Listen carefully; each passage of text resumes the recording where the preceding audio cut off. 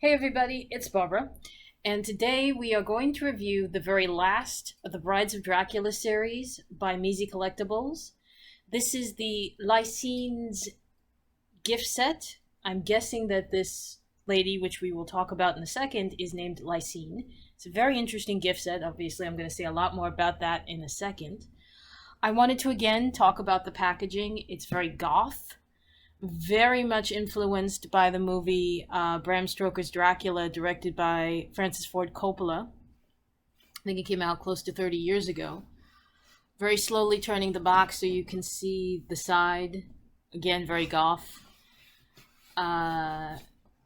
Just a couple of words of warning on the back, what to do, what not to do with the dolls. This is, of course, Mizi, made by JHD Fashion Doll.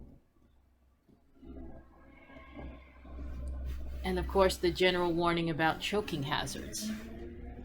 So without any further ado, let us go ahead and start to talk about this lovely lady. This is the doll that comes in one piece. And by that I mean, and you'll see what I mean about that in a second, but this is the doll that comes dressed. This is the brunette doll in the formal gown. Let's start, as always, with her face.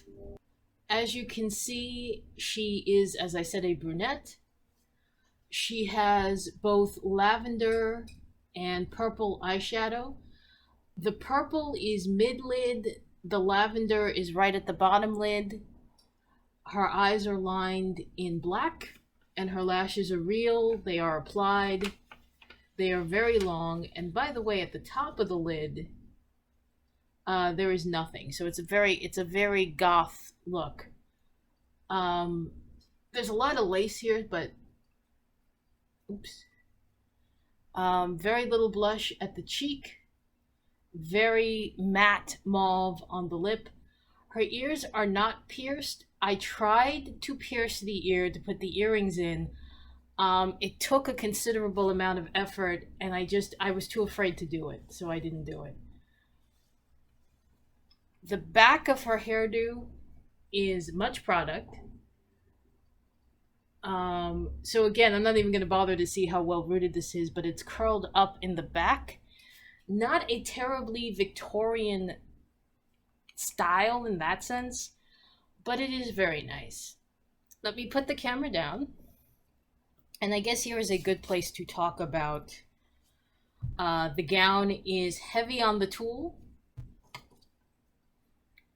Multiple layers of tulle at each level. Right underneath the bodice, you have 1, 2, 3, 4 layers of tulle that are pleated.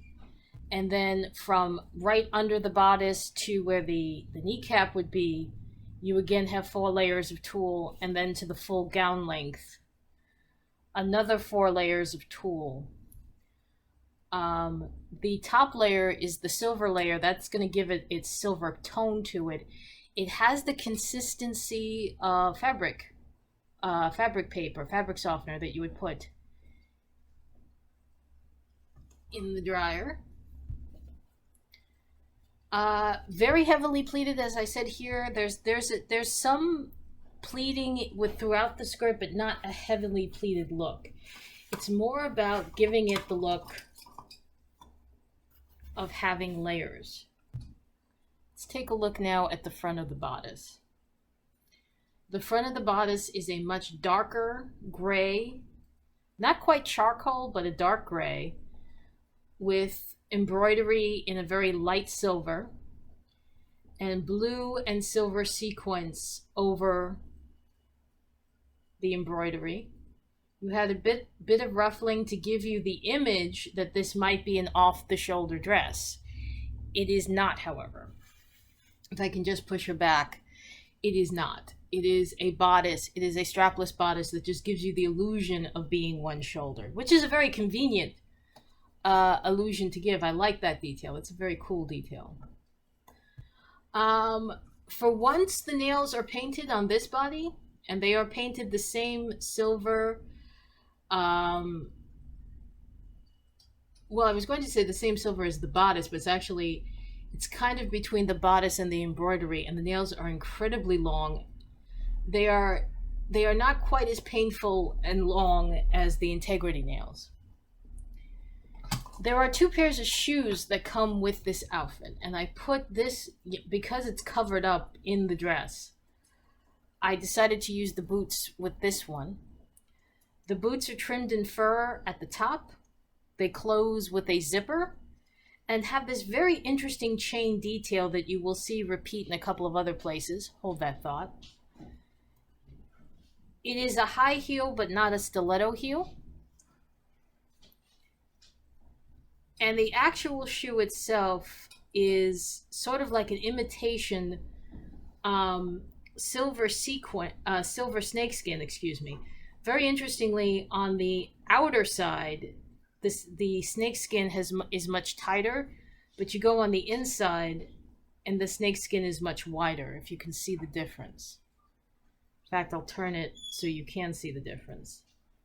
Oh, wait a second. That's interesting. This boot, they're the same, but on this side, if you notice, there is that interesting little... Don't know how that happened, but I thought that was interesting. Okay, so that is doll number 1.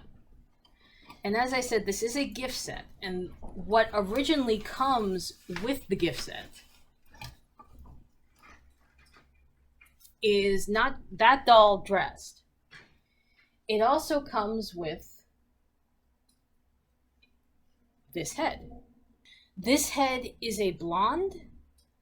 This is, I'm not sure if it's supposed to be Mina or Lucy, but this one is a blonde. And again, there is a two-toned eyeshadow, nothing at the very top of the lid, a darker purple mid-lid, and then a blue, like a sky blue on the bottom lid. Eyes are lined in black. Her lip is going to match the purple of the eyeshadow. And again, long lashes that are real and applied. This hair is a bit interesting, and I'll tell you why in a second. Let me just put the camera down and dip the stand closer. If you notice on top here, there's a very rough chop cut. I'm not sure why they did that, if they were trying to loosen the hair in some way. The hair is soft.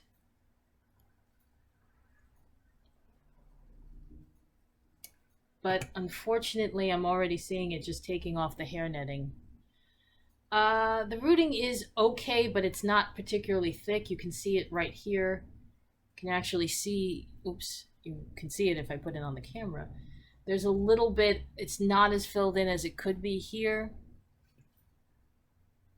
And here, I guess this is where the chop went. I'm wondering now if this is some kind of a factory defect. I'll have to check with other people, but there's a chop here. And again, where this hair would have fallen, there's a little bit of loose hair here. The rest of it is fairly decently rooted. And again, it's got a soft bit of product here to hold this curl, but otherwise it's very soft, and it would be very easy to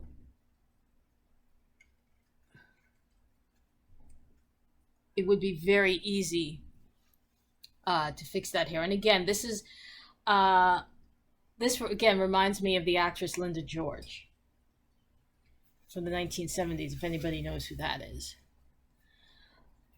Now, I have put on a second body, which my dealer was nice enough to say, if you would like a second body and you're willing to pay for it, which I did, my dealer provided a second body, which I'm going to model the second outfit. This is lingerie, obviously, and if you remember when I did one of the bride dolls, I mistakenly thought it came with this lingerie. It didn't. This is where the lingerie is. It is the same silver as the bodice, with the tulle details matching the tulle of her gown. Again, an embroidered front in a Victorian pattern. And as you can see in the back, you have these chains that will either act as a strap, or you could style it and have it off the shoulder hanging like this. which is how I've seen it posed a few times. I also decided to pair this outfit with these shoes, which do lace up. The cording is silver cording. It's very strong, so I don't think I have to worry too much about breaking it, but still, be careful. It is otherwise a traditional sandal style shoe that you would lace up. I forgot to put them on, but supposedly to go with the lingerie are stockings. I have no idea if they would stand up. You know, there's an easy way to find out. Let me take the shoes off.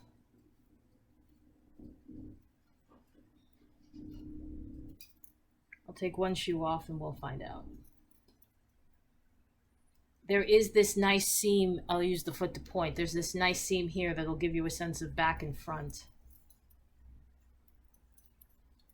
And it does seem to hold up. It's not like previous incarnations of Mizi stockings that fall down right away. So this seems, sorry for the pun, this seems to be holding up rather well. So there you go. I have also seen posed with the lingerie this very nice, incredibly soft fur. Let's talk about the fur for a second. It is very nice. It's incredibly soft. It's thick. I'm feeling it. It's very thick. It's very soft. It's not rough at all. It's going to close around here with this kind of loop. I guess it's the only word I can think of right now. It's got that loop closure.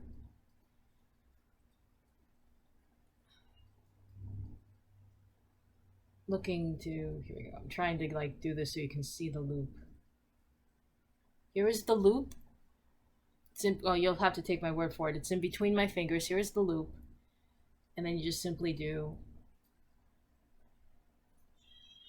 this. Oops. Simply do that and pray that it works. Let me try that again.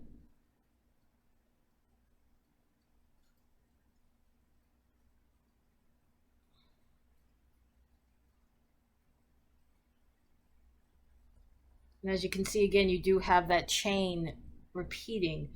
I don't remember this from the Bram Stoker Dracula directed by Ford Coppola, but that doesn't mean it didn't happen. I just don't remember it. So let's sit her down. And since I don't have the head on, I can just go right ahead and create. So then you have this like layers of chain right in front of the bodice like this. That's actually kind of cool. I kind of like that look. You definitely wouldn't want to put it with the gown unless you put it over. I mean, you know what? No, I'm going to say don't put it with the gown, and I will tell you why. Because you have that lace on the top, that tulle on the top that gives you the illusion that it's off the shoulder. You don't want to overdo that and then put the fur on the other arm. So leave it and just really use this very nice fur with the bodice. The last accessory that comes with this set are earrings. It's very nice, very large diamond, quote unquote, and then a large pendant from it. Both diamonds. This is a unique pattern for them. I haven't seen them do this before. It's a nice set. And again, as I said, when I was working with the doll in the gown, I was very afraid to try to pierce her ear. It was not easy. The head was the plastic was very firm, and I was not comfortable trying to pierce her ear. So this is kind of my own fault because I don't have a hairdryer, and they very clearly and very nicely, by the way, give you this set of instructions of how to switch heads or how to put the heads on and off. As I said, I don't have a hairdryer. I know, I'm weird. And I do have a heating pad, but I just did not. It's summer in New York. I didn't want to put the heating pad on just for this. So I didn't, which is why the head isn't on and why it was probably a little harder to do the earrings. I don't like forcing anything because I'm notorious for breaking the earrings. Here, by the way, is the edition card. I don't think I actually, it says one of 350. I don't actually think I have the number one. There is no way that I would. I think it's just that there were 350 made, and I happen to own one of those 350. And the last piece of paperwork that we get is some kind of warranty. That's the most amount of paperwork I've seen with a fashion doll in a really long time, which is why I'm even mentioning it. So the question now is, do you get these dolls? And the answer is 100% yes, and I'm going to tell you why. First of all, the Brunette is an incredibly elegant face. I like it because it's very fashion royalty-esque without actually being fashion royalty. It's very well done. The paint is very well done. The sculpt is very well done. I really like it. It's a very nice brunette. She looks great, and she would fit in well with a Barbie or with fashion royalty by Integrity. So she's a really nice doll. You obviously get her. We come around to this part of the gift set, the blonde. I'm not a fan, to be frank. I'm not a fan of the sky blue eyeshadow. I know why it was done. It was meant to look goth. I get that. That's a huge takeaway for me, so I don't like that. I also remember that the other Mina doll had a blonde, and the blonde was much better than this. And again, I'm not sure if this chop job is a factory defect or something else. I will have to talk to my dealer about that. And I will probably, when I edit this video, I will add the answers in. So now that's me and being particular. So, but if you definitely, especially if you know somebody who can do repaints, or you yourself do a face up, this is a great blonde to get. This is a great doll to get. The bodies themselves are now much better, much more sturdy, much more firm. And as I said, I was afraid to try to pierce the ear because I felt like I might break something. The toes have more definition. They are, well, in this case, this was a style not to paint the nails, so it looks more gothic and dead. But they're painting the nails. They're getting better with the feet. These are much better bodies overall. So I would absolutely look into getting this. If you can reach out to a Mizi dealer and find this set still available, I would absolutely get this gift set. If for nothing else than for the dress doll alone, because it's a lovely gown. It's a timeless gown look. And then the other pieces are just really fun to mix with. There's something Moulin Rouge about this. There's something very Moulin Rouge about this bodysuit, so absolutely get it for that. And you know, and the fur is just so nice, and you don't usually see furs in this color. So this is a set you definitely want to try to get your hands on, and I really hope that you can. So for the Mizi Dracula brides, and for me, Barbara, I will see you in my next review, which is going to be a miniature Monday. I know I said last week I was going to do a bunch of remint food, but I actually had a request from a couple of people that if I had the antique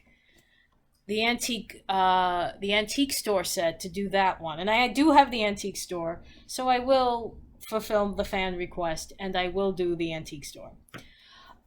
So guys, I will see you then. Take care. Bye-bye.